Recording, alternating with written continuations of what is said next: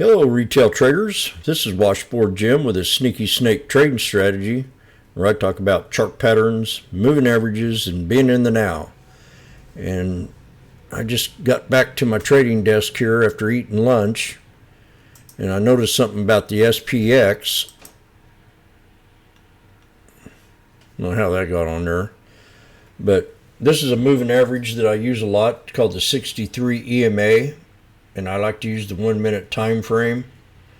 So I noticed this is a lesson that anybody could learn on any moving average that they trade with. For example, we have the 63, which is in red. So if you got a moving average, and let's say you use the 50 or whatever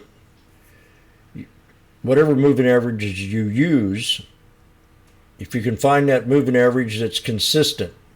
For example, the 63, we hit the 63 here, the 63 here, the 63 here, the 63 here, the 63 here, 63 here, 63 here.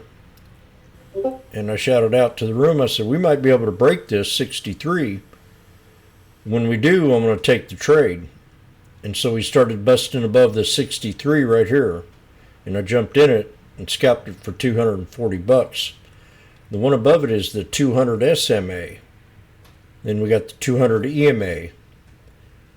So that's just kind of like an idea. If you can find a moving average where the stock's trying to break, it's called a resistance.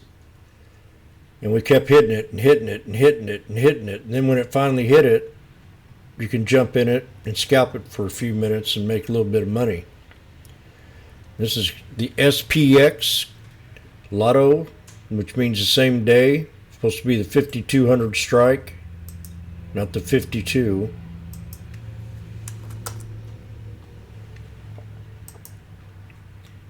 $860 to $1,100. Get in and out of it, and you're done for the day. Now see, we pulled back and hit that 63 right here. What was resistance now becomes support. So we're getting ready to squeeze between the 63 and the 200 EMA.